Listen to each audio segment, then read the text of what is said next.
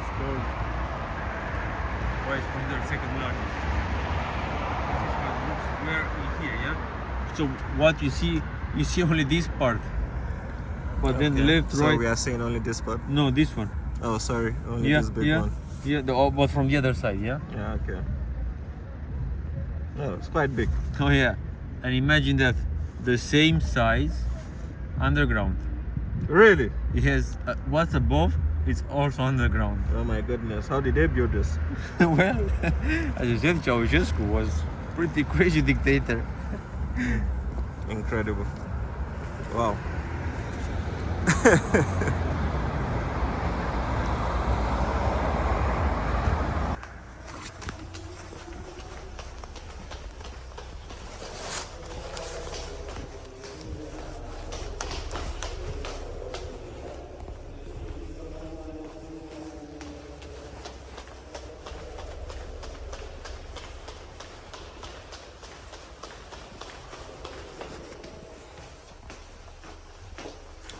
That's the beautiful concert hall.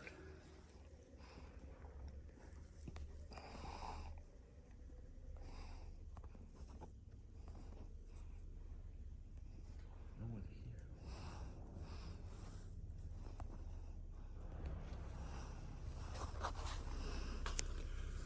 A very nice fresco, 360 degrees fresco. You can get a clip from starting from there. This is representing Romanian history from the Roman time all the way, like 2000 years ago, all the way to the royal time, 200 years ago. They come and practice here.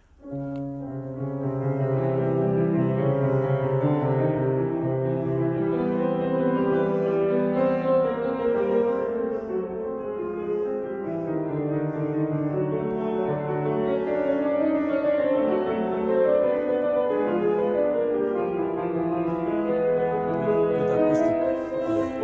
Very good. Okay. We can try to get a nice clip from here, going all the way there, like distance.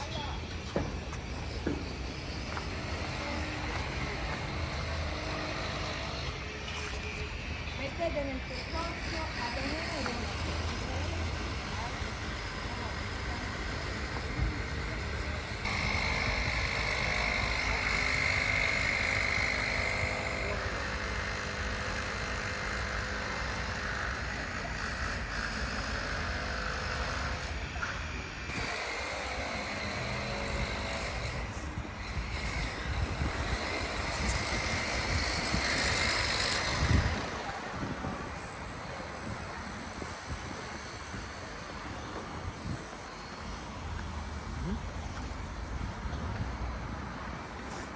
We are here. It's a good view from here.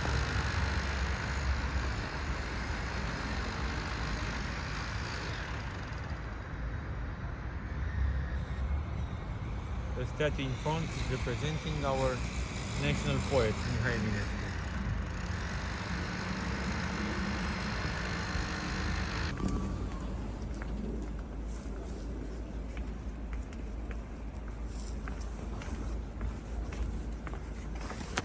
It's an Orthodox church.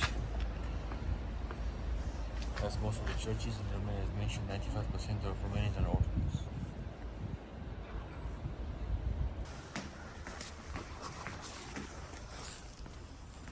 Normally, I can't go inside the church, but the guys were, happy to let us in. Beautiful. This is one, I said, in the first day, I said, it's my favorite building. You will see why.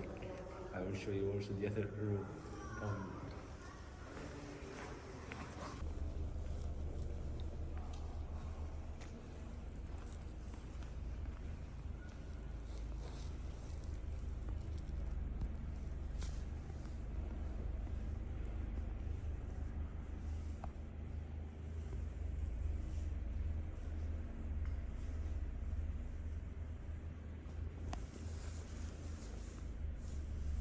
they left untouched the building, so you can see on the bricks bullet holes.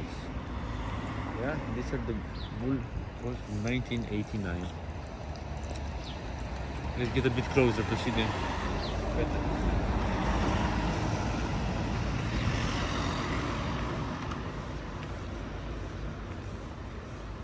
Those are almost destroyed, and then they build a modern office building inside. You see the bullet holes? Yeah. Yeah. You have to make it full of Jewish shops. Was on the right side over here. A beautiful entrance was kept. This, we call it a passage. The passage was built in 1891. A beautiful architecture inside, inspired from yes, exactly that one. Let's have a closer look.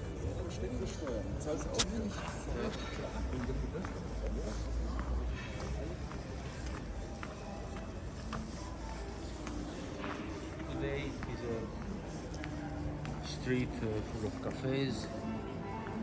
As mentioned, the entire area is an attraction for tourists for the nightlife. Beautiful architecture over here. Remember the area? Yep.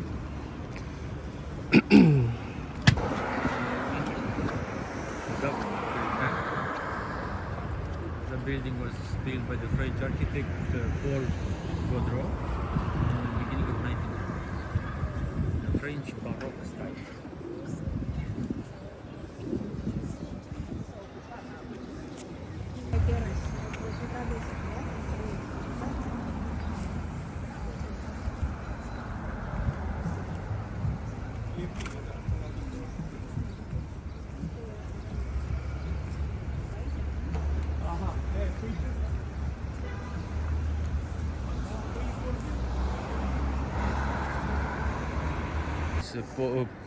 Banner, you know. Just to understand what's Romanian food. A lot of meat, and beer and wine, and pretty heavy. Sausages, in general. It's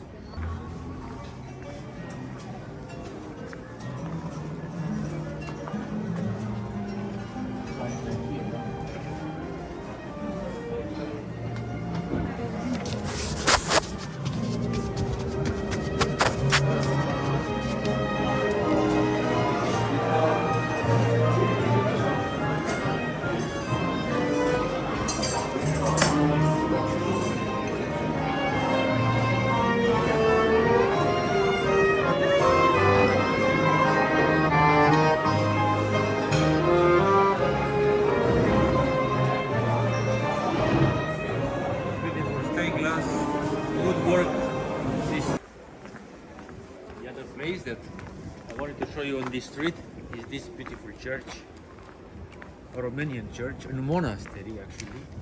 Yeah, I've seen this monastery, but it wasn't on my bucket list because Rila was already the top one. Yeah, I know of many course. people come here. I've seen the inside, so You've seen, sorry? I've seen it. People do take some pictures. Yeah. It's a popular attraction.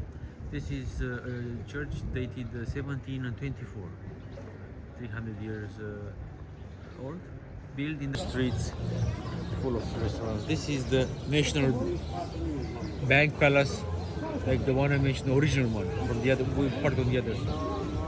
Beautiful building from 1884, designed by the Romanian architect. Beautiful. The copper roof is just turning green. One of the Instagrammable places in Bucharest. Many people come here to get photos and videos, post them on Instagram. Let's get through the passage. Let's go on the other side to the Victory Boulevard. Tiles in this square. This one.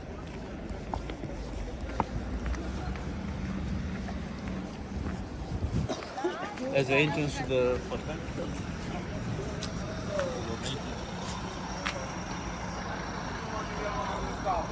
Bucharest, probably the best architecture in Bucharest is from the late 1800s, beginning. the left here, we have an old church from 1720s, an Orthodox church. Typical style for that time. Expose the bricks was typical architecture for that time. 300 years old.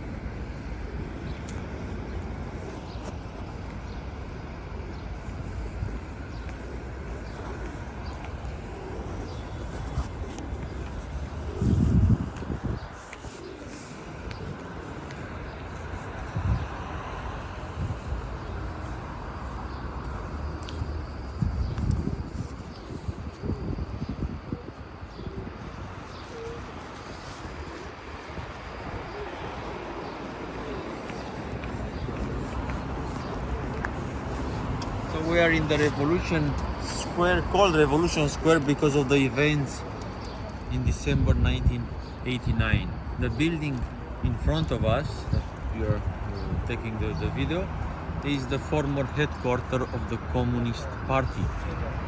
This is where Ceausescu is the name of the former communist dictator. Ceausescu had his last speech on the balcony there where the flags are. This is where the revolution started.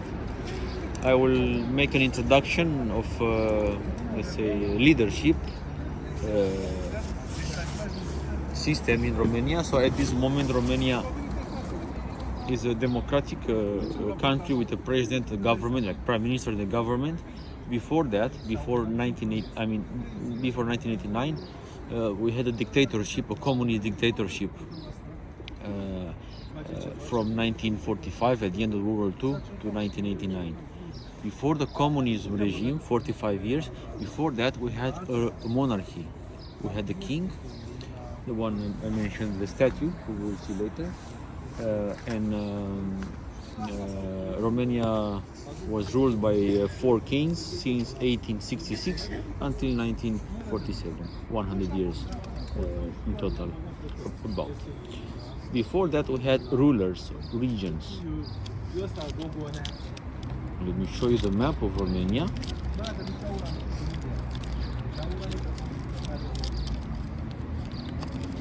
Over here, the map of Romania, as looks today, was divided in regions. The original Romania territory was somewhere here, like this. Used to be called Wallachia. Wallachia joined this part, called Moldova, in 1870s, and then later on in 1918 we added this territory, which used to be part of Hungary, as we call it today, Transylvania, at the end of World War I. Transylvania, big territory. The Carpathians are dividing regions. So we had rulers in each region. For example, here was Vladimir Peller, Dracula Count. Yeah. Since 1918, the shape of Romania is still today, because all along the history changed. Like this part, Moldova was lost in 1940s. The Russian Soviet Union took it. The part here, Bulgarian took it. It changed. Today, this is how we look. So our neighbors are Bulgaria, Ukraine, all around, Moldova here, Hungary, and Serbia.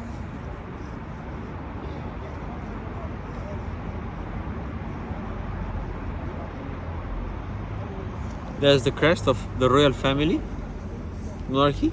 This is the communist one, way different, right? And this is the one we use today. Looks like Serbian coat of arms. Serbian, okay.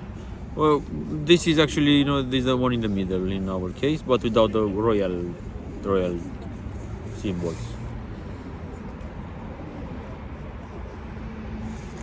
Coming back to the revolution. So after World War II, Russians took, Soviet Union took the influence in Romania, and they pushed, lift up the party, the Communist Party in Romania, and they managed to get out the king. So in 1947, the king was exiled. He lived in Switzerland most of his life, where he died actually, and the communists took over. Then we had one president, Gheorghe Udeș, 1945 to 1965, and then 1965, Ceausescu took over, and he installed this dictatorship system, which was pretty, let's say, bad for quality of life. Good for the country, because he managed to make the country an independent country, self-sustaining country, but at the price of what's called punishing people in a way, because we had no rights, like regular people. I'm talking no rights, no freedom here. The toughest situation was in the last years of Ceausescu's life. I'm talking about the 1980s, when he decided to pay the country debts back, because he borrowed money before 80s. He borrowed money from international funds to develop the country, as mentioned. He was a self-sustaining country during communist time. He developed the infrastructure. I mentioned about the apartments built for everybody. So everybody had a place built in the communist time. He got a place for free where to live, and then he built not the infrastructure in terms of buildings, but in terms of the sewage, centralized heating system, centralized like electricity. Everything was done in a city administration. Then transportation, from trams, buses, to underground, to trains, like heavy load trains and so on. Then we talk about industry also developed. Oil industry, agriculture, of course, a lot. Diamond industry, gold industry, like gold extraction. So it was a prosperous country. When he decided to pay this money back in the 80s, he said that I'm going to pay the debts in a very short period of time. So for saving all the money for the debts, he started rationing the food. He started exporting the food to get the money back. So people were actually starving here. I was born in 92. I was born in the communism time, so I remember pretty well the life at that time. These are some images from the 1980s when people were lining up on queues and lines to get food. You could get only certain quantities of food, and the food itself was limited. I mean, not every day you go in a market, then the shelves are empty. Not so much to find there. You see the food truck and people lining up. This is a line for the grocery selling milk and yogurt. So people were keeping the line with their empty bottles and milk and yogurt, waiting the grocery to be open or to get some. So the market's empty. I remember this when I was young. Just getting inside, nothing to buy. You had money, but nothing to buy. Everything was exported. This is a line for gas. People could wait 1 week to get some gas. It was winter, like cold. It's not a lot of snow. No option. So waiting on the lines was something common in the communism time because of this food shortage. because of this reason, people start to fight back. Yeah. Another reason, as mentioned earlier, was the freedom. We had no freedom here. Ceausescu managed to make a system of controlling, the people by terror. Actually, not in a nice way. You can see here some photos from the political prisons. The statue here is representing one of the communist opponents, Iuliu Maniu. He was sent and he died in prison. This political prison today are abandoned. Looks like this, all abandoned. We don't use them anymore. This is a photo I put in my presentation talking about the National Archive of the Secret Police. The Secret Police was surveilling people, making notes, files, and any time you could be arrested and sent to jail. And not only the Secret Police, but your neighbor could spy you, co-workers, friends, for some benefits. Yeah, same as what is happening now in CIA, FBI. Yeah. Still happening. So. Still happening, yeah. So living in a country with this feeling of being 24 hours watched is not nice. And it was also a closed country. We could not have a connection to the exterior. We didn't know what's happening outside. No news from outside. Everything was organized, all the news, media, by the government. We had no idea what was the reality, let's say, outside. They were controlling the phones, the letters, mailing, everything was controlled. And that's why people started to protest different cities. Timișoara was the first city where people started to protest on 16th December 1989, and then other cities in the center of the country, and then much in the south, Bucharest is.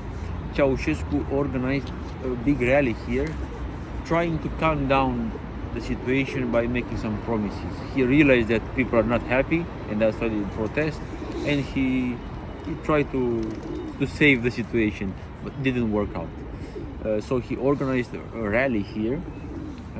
Of course, he forced everybody to come here and pretend to be happy and cheering him, but they didn't work out at the end. I will show you, mention some of the images on my tablet from that day. Okay, it was televised, 21st December 1989. Here we go. 24 December 1989.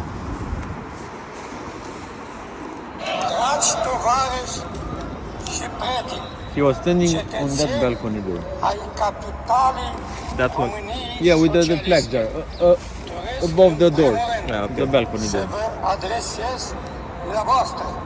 Participanților la această mare adunare populară, tuturor locuitorilor municipiului București, un salut călduros, revoluționar, împreună cu cele mai bune urări de succes în toate domeniile de activitate. This square was full of people. As mentioned, courts asked to come here. Ceausescu addressed a mass rally like so many which he had ordered to be held during the prior 25 years. Television transmits live. Live on the national TV channel, controlled by the government, communist government. De asemenea, să adresez mulțumiri inițiatorilor și organizatorilor acestei mari manifestări populare din București, considerând aceasta ca o was the moment when people started to fight back.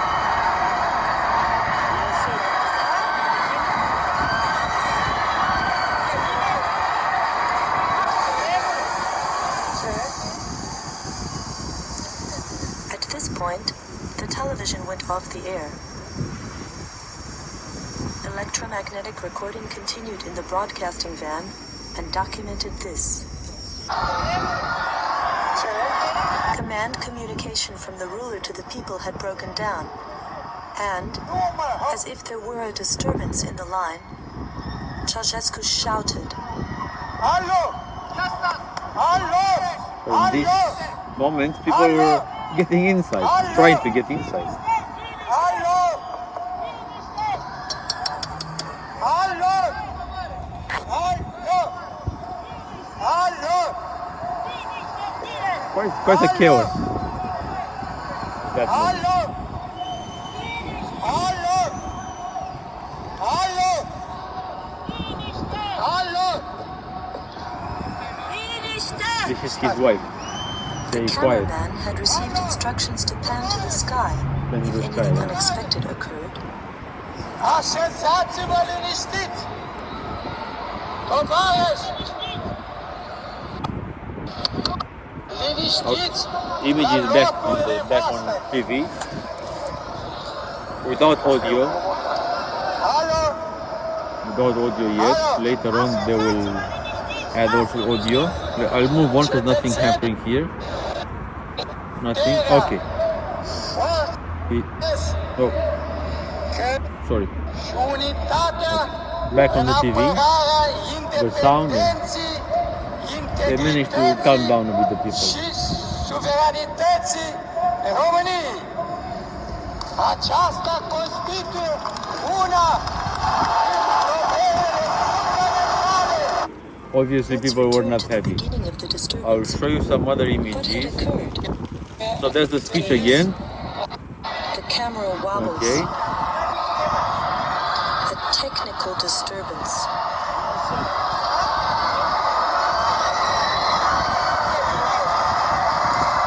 The broadcast is interrupted. What had occurred? A film camera from the weekly newsreel was able to record some moments of the interruption.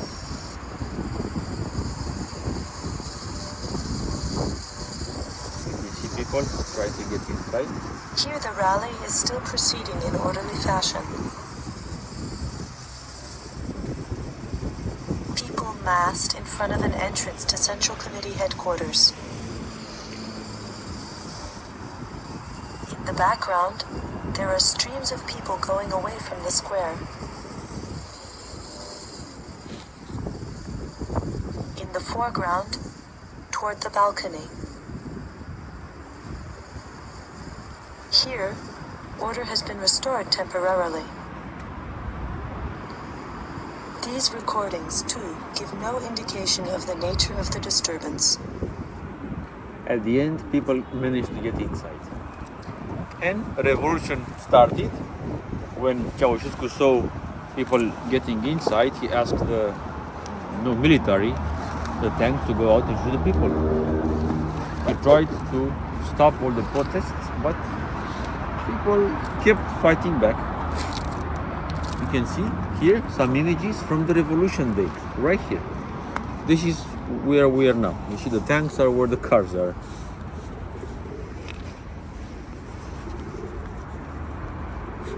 This building is that. The church there, the royal palace, this one, the other one here.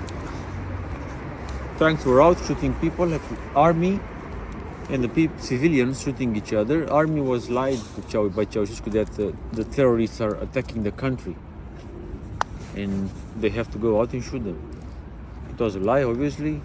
After a couple of days, army realized that actually there are no terrorists. There are people trying to getting down Ceausescu. And they switched sides, army, after 3 days. And on the 23rd, switched sides.